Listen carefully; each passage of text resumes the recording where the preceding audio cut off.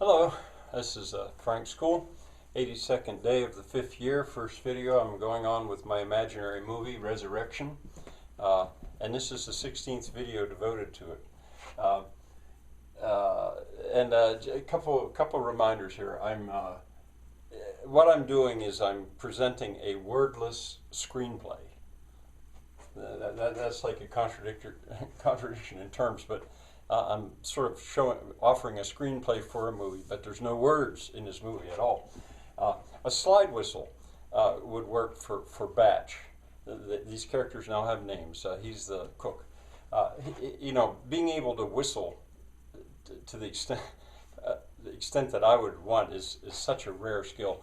And in any case, a slide whistle is a funny thing. So that would work as his leitmotif. Marion's helping hand. I should mention that and not forget it. I mean, he reached in with a wax-soaked corncob gave it to Festus so that he was able to get that fire started. There was the first example, I think, of his helping hand. There will be others.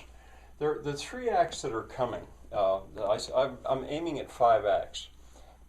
Second, third, and fourth act, they could really be a documentary and not a movie at all. They could be a documentary and just show the development of or the restoration of an aldea, but it would not have the impact by any means of if it's embraced within a storyline with characters. So, but it could be a documentary, and I think of it as going spring, summer, fall throughout the year. Spring. This is the beginning of April when they arrive. Oh, and I forgot to write this down. To show that is a trick. You know, how do you show that clearly the passage of time?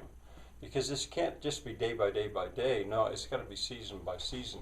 And I thought really what would work would be a plant, sort of a clock. The right plant or collection of plants or small garden or garden plants in general to show them growing from seed, growing and then eventually coming ripe. That could make clear the passage of time. And it would have to be filmed that way. I mean, this would have to be filmed over these seasons. All right, now, what happens in Act 2? Well, I'm not going to go blow by blow. I'm not going to go shot by shot. But Marion, he lays stone. I realize, and that's what he'll set about doing. He'll begin to lay the stone back on the walls of these collapsed buildings. Bryn is going to be with her goats, and a foice, that's the Portuguese word for it. She'll be cutting brush along with the goats and going through the process of clearing these socalcos off. That's what the goats naturally do, and she will be helping them. That's what she'll be at. And she'll need to find a shelter for everyone's going to find a better shelter than what they had that first night. She'll find a fold where the goats at night can come into a fold. Now I saw them, I'm quite sure that's what I was looking at when I was taking a train ride across Spain.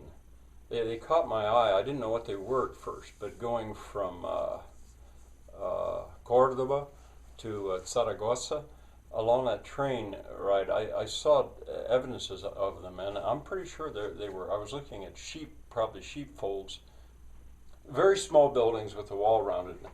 But anyway, I think that would work. Festus, he's going to immediately make a forge, probably already from the fire that they got started the night before. He'll be saving the charcoal, and he'll make himself a forge. He has in his monstrously heavy sack, he has 2 hammers, one very big one and one smaller one. The big one will act like an anvil.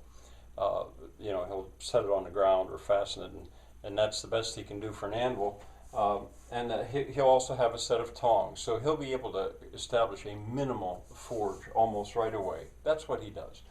And he'll sharpen the agricultural instruments, which would have been brought within Astrid's cow cart. hose. Basically, the only necessary one would be a hoe.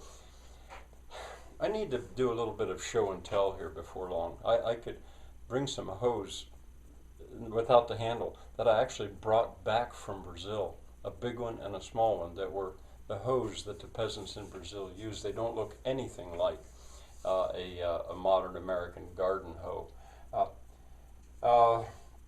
So he would set about doing that. Batch will find a kitchen.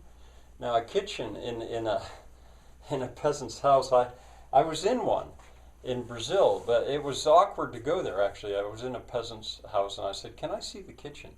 And they said, "Well, that's a strange thing to do. Men don't go into the kitchen.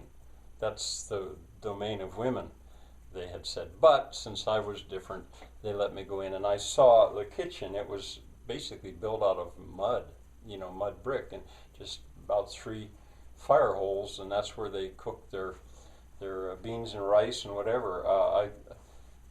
I was hoping on the last trip to Portugal that I would be able to actually somehow get in and see such a kitchen, but it didn't work out. There might be evidence of one at the museum that we went to I can't think. The name escapes me, but that first museum that I went to and filmed, I can't. Lausanne, I think, is the name of that little place that had the kitchen. Anyway, Batch finds his kitchen so that he's ready to cook. Carrie goes straight to the water source. That's the first thing she does, is go find where the spring is that made that aldea possible, and immediately begins to clean it up and develop it. It becomes a place to wash.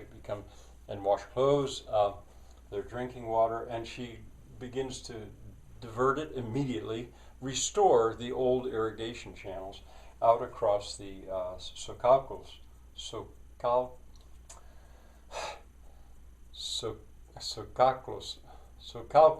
That word is so hard for me. The terraces, and she will start digging and planting, and the others will help her. She's really the boss of that whole thing, and they all have to do the gardening. Although she is the gardener. Astrid, she is hugged by Bryn. She was sickly, and it doesn't cure her, but Bryn and Marion both are healers. That's coming from other literature, and there's a suggestion of that Bryn is worried about Astrid, hugs her, and Astrid is doing a little bit better. She's got her chickens, and she works her cart. Most of the time she's with Tom, who has to go to the woods to get his wood. Tom makes himself a shaving horse, which is a tool that woodworkers really need, like a vise. He will get firewood, he will get rafters, start to carve rafters. They're not going to be in the same desperate situation as they were that first night. All right, now for plot, what actually goes on. As I said, I'm not going to be going blow by blow, but C leads F to Mill. Carrie, remember, she's lesbian. She's going to take Festus at a certain point by the hand and lead him down the hill into the woods. And Festus is not really going to understand what's going on here. Is she coming on to him? What is this? She is gorgeous. Similar in a way to Bryn. But anyway, he doesn't know, but she's going to take him. Remember, there's no words here. She'll lead him down along the watercourse to the site of a mill. And in my mind, José's mill in Galicia. The one that when she hiked up, that she went by. And when Festus sees that site with its water power and sees the possibilities of that site, he forgets that he's been led there by this beautiful woman and looks at that, and the next thing he knows, when he finally looks around, well, she's gone. All she did was show him there's something for him, because each one has to really find their space. T and F chess. Tom and Festus begin to play chess against each other. Maybe at first on a little chess set, yeah, probably, that Festus brought with him. So that's going to be on there a little bit. M&A to the Feta. Well, this is Marion and Astrid. They go down with the cow cart to the Feta. Now, a Feta becomes a character, really, a weekly market. And I'll say more about that maybe later. But at the Feta, and what they get things that they need. For one thing, they get wheat. They get some tools. How they pay for it is probably going to be because Marion has got with him a few unbelievable rings, unbelievably beautiful rings that he has made, and he barters them. You might say, oh, he's only got maybe 2 or 3, not very many, but they're so gorgeous that they're with them. He is able to buy almost anything he wants to from several of the barrows. I'd like to avoid money, partly because it's got words on it, but all right. And then finally, solos on the instruments. Each one of these characters not only has a leitmotif, they have the instrument with them, and they will play them some. All right, now that's, oh, I didn't mention this, Pilgrim's Progress. Pilgrim's Progress it came to my mind because there is another example of a myth of a time. It was allegorical. You know, I mentioned Robinson Crusoe as a myth that was so powerful throughout the early 1800s and then continued to be liked. Pilgrim's Progress was similar that way too. It sort of came to my mind with the whole work. All right, back to where I was. This seems to me like that is a full plate to cover with Act 1. And the movie here has to be a vision of beauty. Gradually, what they're doing with their hands, the world of nature, even though it's still wild, it's not been tamed. As a matter of fact, that vision of beauty should be a growing thing throughout these 3 acts as the Aldea is restored. All right, enough for today. Bye.